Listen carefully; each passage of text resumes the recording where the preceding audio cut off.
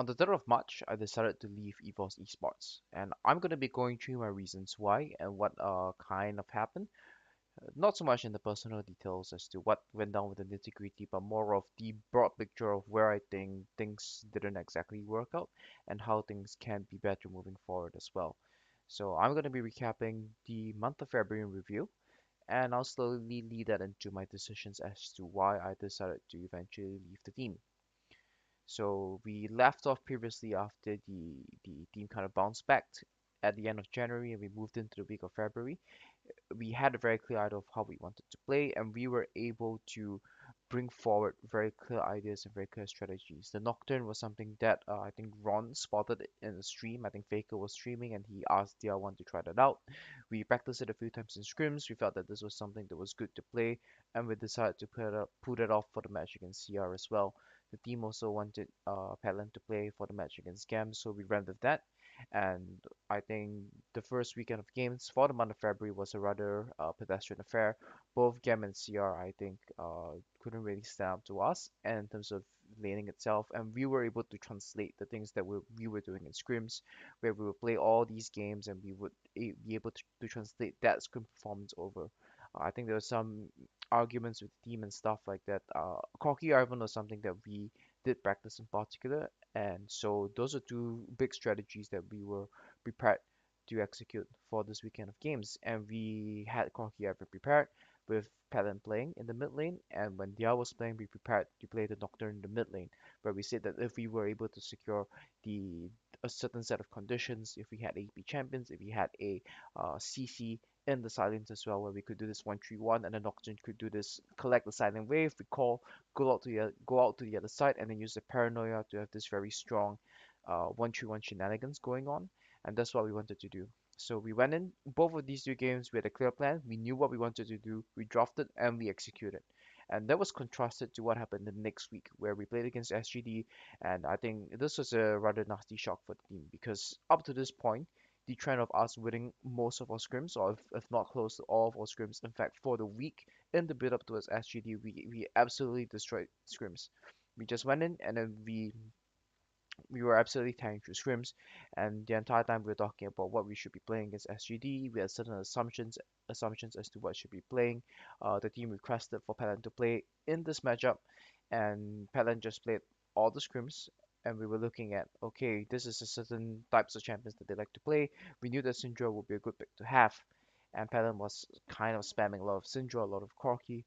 But come to the match itself, I think that this is where it shows. I think there's a performance issue that EVOS had, where the players, when they face the big teams, they start to overthink things and they start to change the plan out of panic. So in the first game against SGD, we had it very clear that we wanted to go for Syndra. I instructed the team go for Syndra on the blue side no matter what, regardless of the scenario. And that's something that we all agreed on, and we said that yeah, this is Optimus's champion pool in the mid lane. If we pick Syndra, this will give us the push advantage in the mid lane, and that will give us resources to distribute around the map, and that will enable an offensive strategy.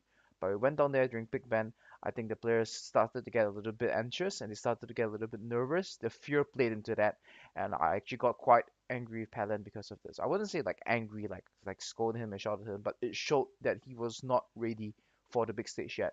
The fact that he hesitated and he swapped over to Corky when the team asked, picked what you're comfortable in, despite us all saying that Syndra is the most important pick over here.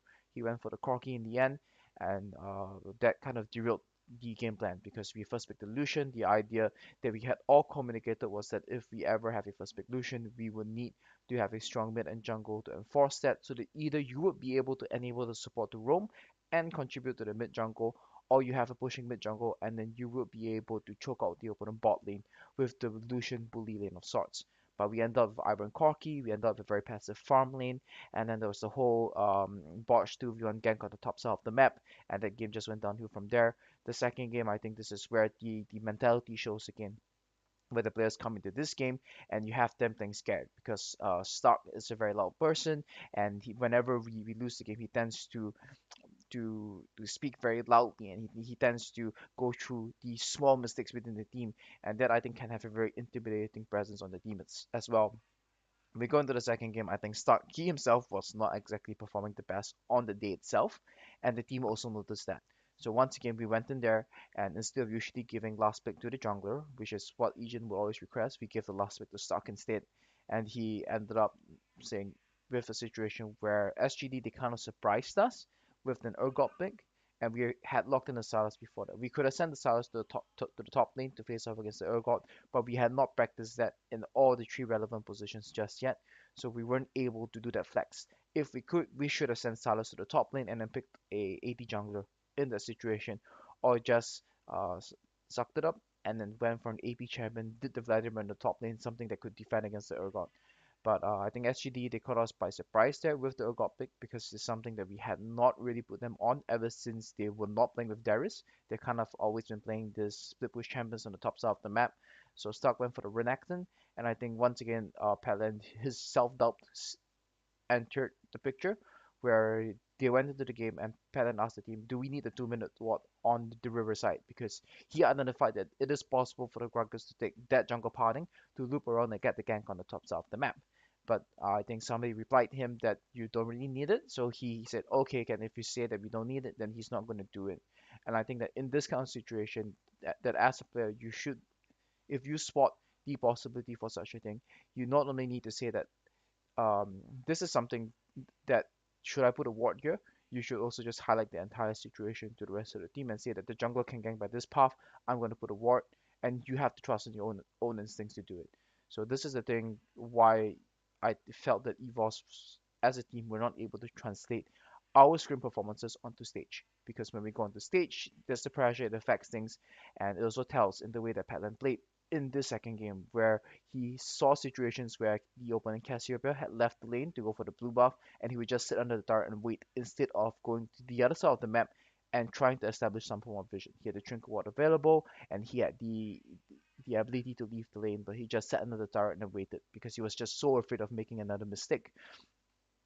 And I think that that's something that we have to watch out for mentality wise as well. And this is also another issue that I think Slay has in terms of communication, where he doesn't call for enough help as an AD carry. Like if you lock in the Lucian in the first game, you should be able to go up and say that, "Yep, we're playing Lucian in the bottom side of the map. I definitely need the jungler mid to be able to help us support that and be able to rotate over to the bottom side of the map, if not at least control the bot side river." And the fact that they let Patland go back to the cocky pick and constantly allowed Ivern to, I wouldn't say allow, but Stark's voice is Stark has a much louder calling voice in the team, and when he just keeps calling for help and stuff like that because he says, "Oh, I have the chance to Q Jax, I have the chance to Q Jax," then Legion gets influenced by that and he decides to go to the top lane to help him out instead of playing to the win condition of helping the bottom lane. So the 0-2 loss, I think the team didn't really take that well.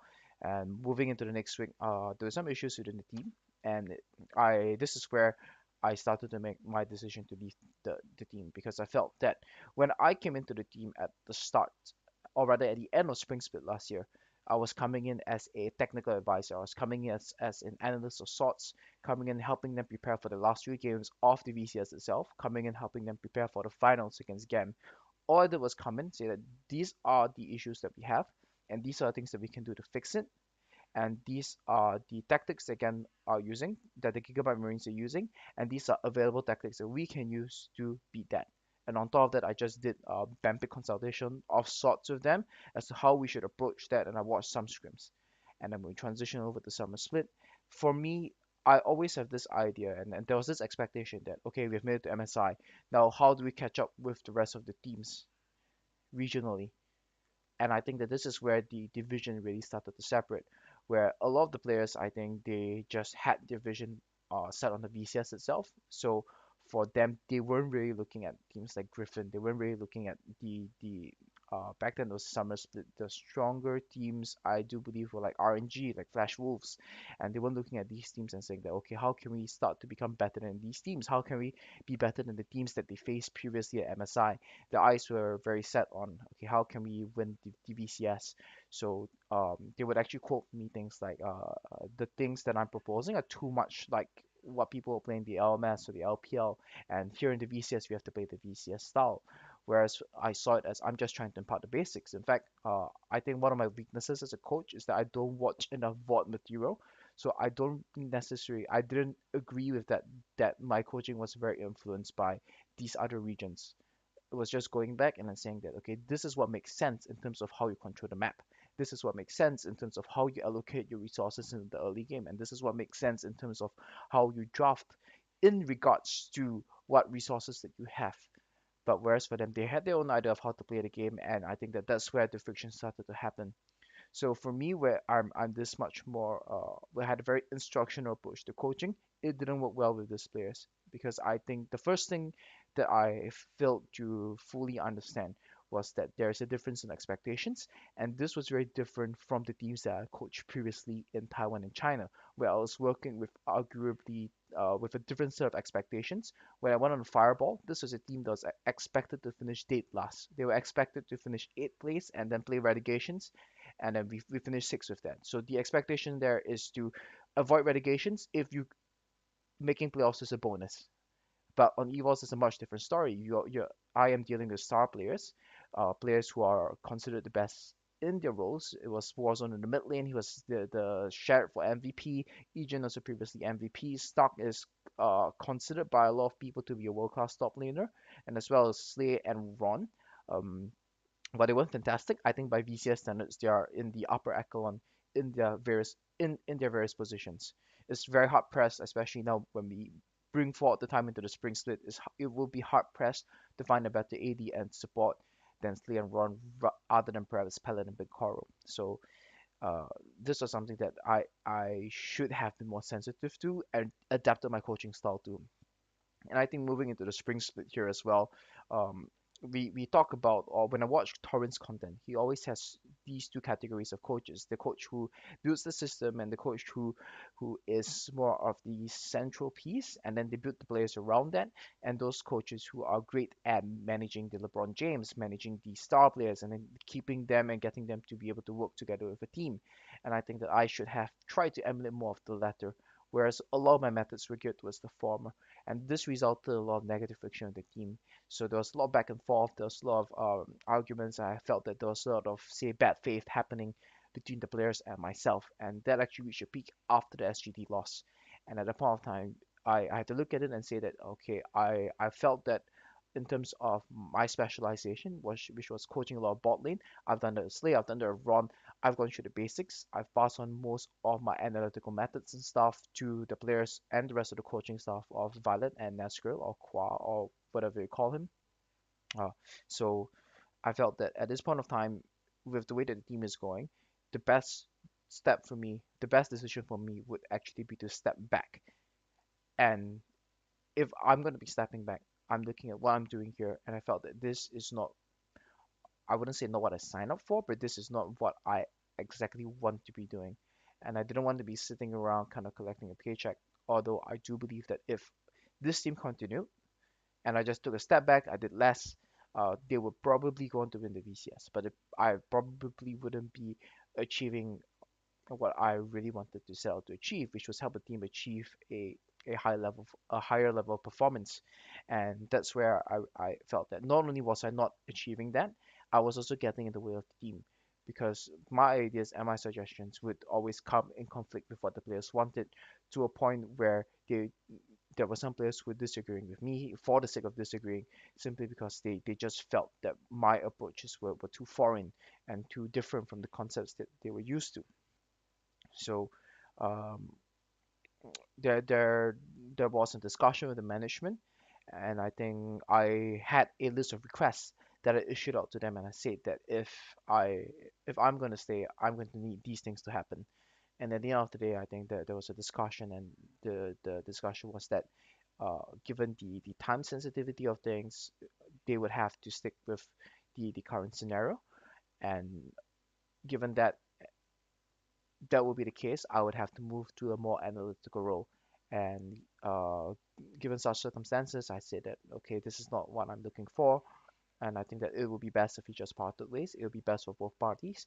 How they move on from there, I think it will also open up a opportunity for the organization to bring in someone else, be it another local, somebody who can speak the language and perhaps be much more of a brother figure to the team, which is what they need which is what this type of team needs a lot more than somebody who comes in as a teacher of sorts, who is coming in and saying that, yeah, this is the theory, this is the academic ideas behind it, because that's not what they need. What this team really needs is a team that can bring them together and establish bonds between the team and be able to resolve conflict. And as somebody who is not a native Vietnamese speaker, and as somebody who only has a very basic understanding of the language, I wasn't able to do that effectively. And I think that that's probably something that I should have worked on more as well during my time here. But either way, that wrapped things up for me in EVOS. I definitely would say I had a very good time here. I learned a lot, especially with regards to how do you handle this type of top tier talent, and it gave me a lot of outlook on the way I approach coaching as well in the future. If I were to handle star players in a similar manner, I would definitely, the most important thing is to have me adjust my expectations. And I have to say that me leaving at the end of the day, you could attribute it to me having my own ego as well. But I think that there has to be a balance between putting my ego aside as well as keeping my objectives and keeping my ideas in place as well. And that brings us to the end of February. And in March, I mean, I'm currently in talks with a few other teams, so uh, I can't exactly give the update as to where I'll be going just yet. But I am looking to move on to another team. I won't be moving on in a head coaching position, most likely as more of the same way that I help with EVOS as well, more of a technical consultant, more of a coaching consultant of sorts. And then we'll see how that goes. We'll see how that goes. But that's the update from me, and I wish you a good day, and I hope that good things come my way as well.